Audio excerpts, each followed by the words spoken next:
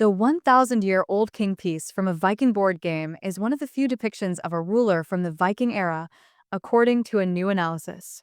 The figure is depicting a late 10th century king, Peter Pence, an archaeologist at the National Museum of Denmark, told Live Science.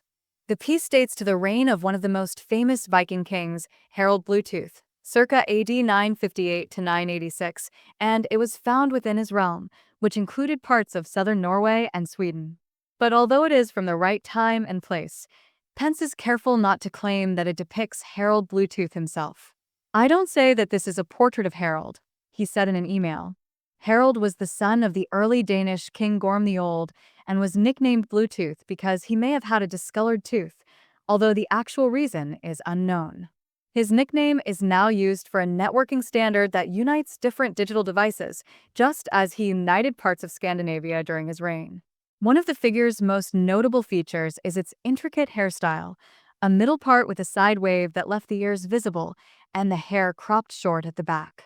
It also has a large mustache, sideburns, and a long and braided goatee, according to a statement from the museum.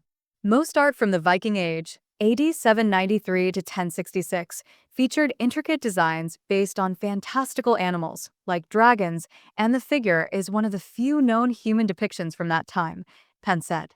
"He is extremely detailed and he is so very expressive, displaying a mischievous, or even malicious, facial expression," Pence said.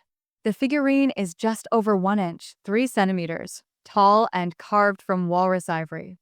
It was one of the first objects ever catalogued by the museum in 1798, after it was discovered during excavations in the Viking region of southern Norway, a few miles west of Oslo.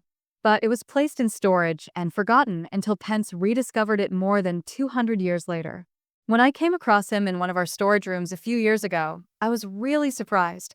He just sat there looking directly at me, and I had never before seen such a Viking, not in the many years I've been at the museum," Pence said in the statement.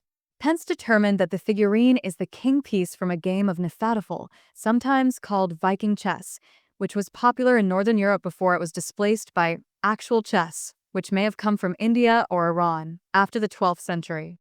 Several button-shaped game pieces made of bone were also found during the excavations, Pence said. No board was found, but a Nefadafel board might have been carved on stone. The figurine is badly damaged, but its facial features and strange haircut are still clearly visible. Pence suggested that such a hairstyle must have been fashionable among the elite during the Viking Age. "It is exceptional that we have such a vivid depiction of a Viking," he said in the statement. "This is a miniature bust, and as close as we will ever get to a portrait of a Viking." The term Viking is an exonym, meaning something like pirate, first used by the English to describe Norse raiders along their coasts. But only the Norse who lived near their own coasts may have engaged in such raids over the summer. So Norse people farther inland, including farmers, traders, and artisans, should not be considered Vikings, archaeologist Neil Price wrote in his book Children of Ash and Elm, A History of the Vikings, Basic Books, 2020.